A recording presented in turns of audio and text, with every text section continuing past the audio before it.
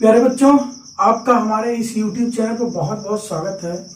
आज के इस वीडियो में हम लोग सीखने वाले हैं फ्यूचर परफेक्ट टेंस का निगेटिव सेंटेंस, यानी कि फ्यूचर परफेक्ट टेंस में निगेटिव सेंटेंस का ट्रांसलेशन कैसे करते हैं। ये चीज हम लोग बहुत ही कम समय में और बहुत ही आसान तरीके से सीखेंगे इस वीडियो में। आइए देख लेते हैं। ठीक है, देखिए फ्यूचर परफेक्ट टेंस का जो हिंदी होता है वो होता है पूर्ण भविष्य काल, यानी कि इसमें कार्य पूरा हुआ रहेगा। ठीक है, लेकिन भविष्य काल में, आने वाले समय में, ठीक है, केवल कहा जाएगा या फिर सोचा जाएगा। ठीक है, ठीक है, ये हो गया।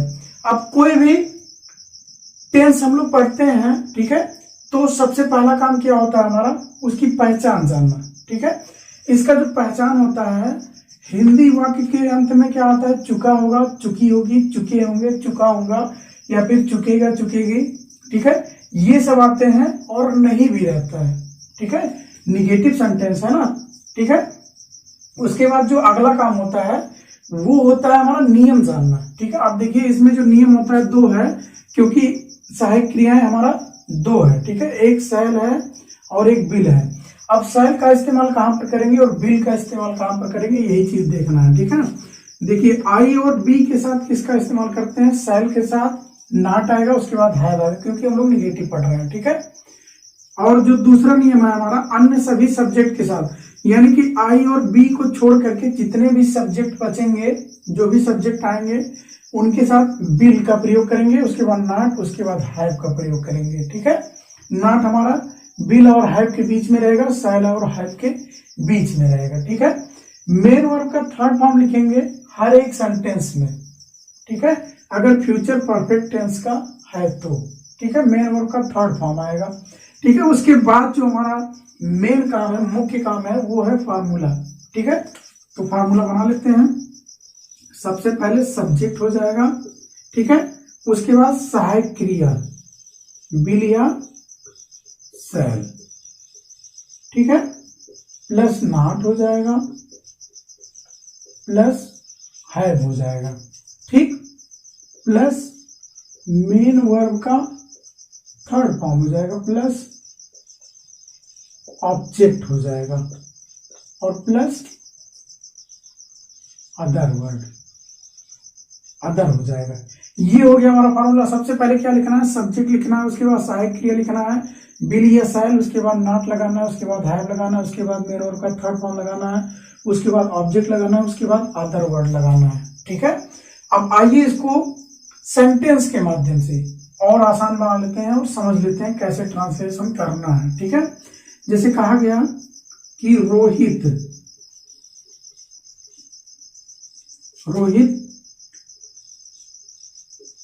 अपना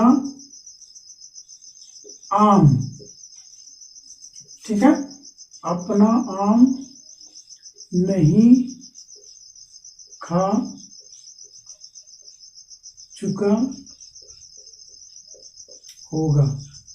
ठीक है, अब देखिए ये हमारा हिंदी सेंटेंस है। इसको अगर इंग्लिश में ट्रांसलेट करना है तो सबसे पहला काम क्या होगा हमारा, उसकी पहचान जानना। ठीक है, तो पहचान जानने के लिए लोग क्या करते हैं, लास्ट में जाते हैं, तो लास्ट में देख रहे हैं चुका होगा आ रहा है।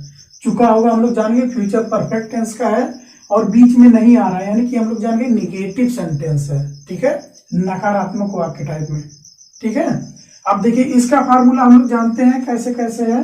अब इसी फार्मूले के अनुसार इसका ट्रांसलेशन करते हैं। सबसे पहले सब्जेक्ट लिखना। सब्जेक्ट हमारा क्या है, रोहित। ठीक है, सबसे पहले रोहित लिखेंगे, उसके बाद रोहित के साथ क्या लगाएंगे, सहायक क्रिया हमारा विल आएगा, क्योंकि हम लोग जानते हैं आई और बी के साथ केवल शैल आता है, बाकी सभी सब्जेक्ट के साथ बिल आता है। उसके बाद नॉट लगाना है।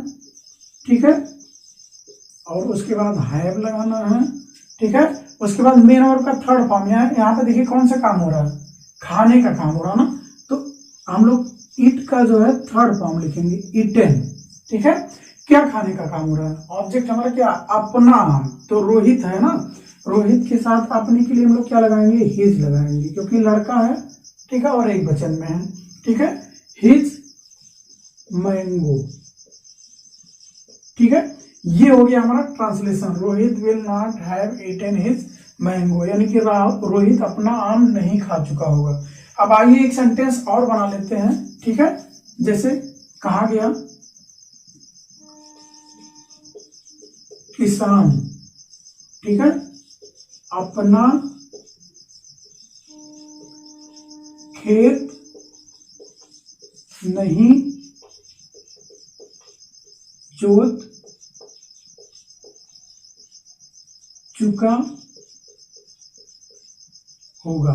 ठीक है, देखिए अब कोई भी सेंटेंस हमको मिलेगा हिंदी का, अगर उसको इंग्लिश में ट्रांसलेट करना है, सबसे पहला काम उसकी पहचान जानना। पहचान जानने के लिए हम लोग लास्ट में जाएंगे, तो देखिए चुका होगा आ रहा ना, तो हम लोग जानेंगे फ्यूचर परफेक्ट टेंस का है और बीच में नहीं आ रहा है, निगेटिव सेंटेंस का है। ठीक है, अब इसका फार्मूला यहाँ पर लिखा गया है, इसी फार्मूले के अनुसार इसका ट्रांसलेशन करते हैं। सबसे पहले सब्जेक्ट लिखना है। सब्जेक्ट हमारा क्या है, किसान है, तो क्या लिखेंगे, द फार्मर। ठीक है, ठीक है, उसके बाद क्या लगाना है, सहायक क्रिया हमारा बिल आएगा, क्योंकि सेल का इस्तेमाल हम लोग कहां पर करते हैं, केवल आई और बी के साथ। ठीक है, तो यहाँ पर बिल लगाएंगे, उसके बाद नॉट लगाना है। ठीक है, यहाँ पर देखिए, उसके बाद हैव लगाना है। ठीक, हैव हो गया। मेन वर्ब का थर्ड फॉर्म, यहाँ पे कौन सा काम हो रहा है, जोतने का काम हो रहा है ना, तो क्या लिखते हैं, प्लॉ। ठीक है, ईडी बढ़ा देंगे, थर्ड फॉर्म हो जाएगा प्लॉव्ड। अपना खेत ना, तो किसान है, हिज। अब देखिए किसान भी एक वचन में है। ठीक है, तो फिर यहाँ पे हिज लिखेंगे, अपने के लिए हिज, उसके बाद खेत के लिए क्या लिखेंगे, फील्ड। ये हो गया इसका translation, the farmer will not have ploughed his field, यानी कि किसान अपना खेत नहीं जोत चुका होगा। ठीक है, ये हो गया इसका ट्रांसलेशन, बहुत ही आसान है। ठीक है, अगर आप लोग थोड़ा सा भी ध्यान देंगे तो पूरा का पूरा समझ में आ जाएगा। ठीक है, अगर आप लोग को मेरा ये वीडियो पसंद आया हो तो प्लीज अपने मित्रों के साथ शेयर जरूर करिएगा, और वीडियो देखने के लिए बहुत बहुत धन्यवाद।